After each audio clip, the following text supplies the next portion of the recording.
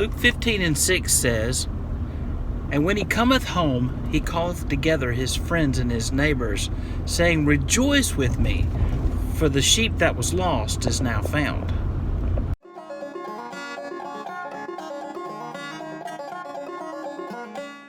Today while we were out at the rabbit barn, I didn't latch the door. Because I didn't latch the door, I had a couple of my big bunnies that had pushed the door open and decided they'd go on a hunting trip, I guess. They left the barn. I didn't notice my mistake until I was getting ready to leave, when I got from watering the male rabbits. I got up to the front of the barn to head out, and I noticed that the door was open and a rabbit ran back in the door. My mom was there, and she's like, "Oh my gosh, I think a bunch of rabbits have gotten out and escaped." And I said, "Well, I'm not too worried about it." She said, "You think they're gone?" I said, "No, they're rabbits." And we walked outside, and there's about 6 or 7 of them that had walked out there. And all I did was clap my hands, and they all ran back in the barn. My mom thought that was funny. But I remember learning a lesson from rabbits a long time ago. We would go rabbit hunting when I was young, and one of the hardest things to not do when you're young and you don't know much about rabbit hunting is to stay still. Because 90% of the time, wherever the dogs have jumped the rabbit and the rabbit has started running, is pretty much their home, their territory.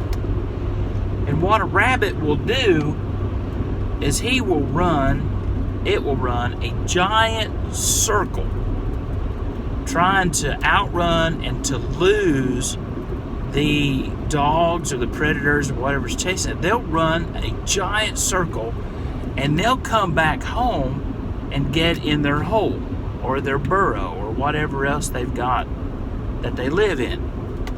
They'll come back to it.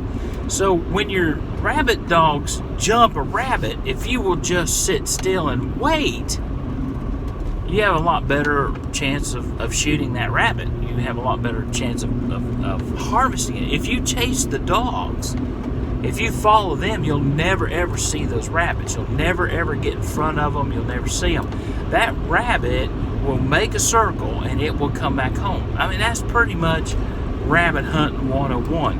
And so when I opened that rabbit door up and got out, and I saw that there's all those rabbits gone, I knew that with a little bit of fright they'd go back home, and that's exactly what they did. They all ran back in the barn.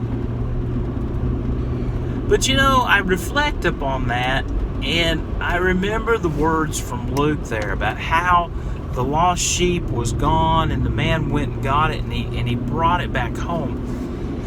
And you know, guys, there's a lot of things about home that sometimes we take for granted. We take for granted that it's warm, it's a place of comfort, it's something familiar.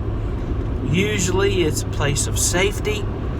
And when I'm speaking about home, I'm talking about home where you find all of these things.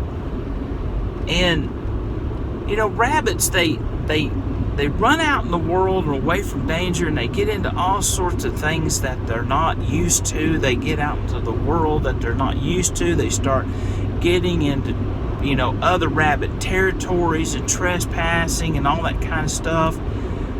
But really, where their heart is home. And so, you know, maybe you're out there and you're struggling. You're having a lot of trouble right now in your life. You know, things just didn't turn out the way that it, you know, planned on it. But, you know, sometimes it's good to just go back home. Physically, you may not be able to, but mentally you can, and spiritually you can. Sometimes it's best to go back to Bethel, to the place where, you know, you gave your life to the Lord, or the place where you find safety. And sometimes The answer to your trouble is not necessarily to run towards it or to dwell in it, but sometimes you need to get away from it, and you just need to go home, resettle your thoughts, gain some strength, eat a little food, live to fight another day. Rabbits taught me that. It's funny. Rabbits can teach you a lot of things. God bless from HyddenWell Farms.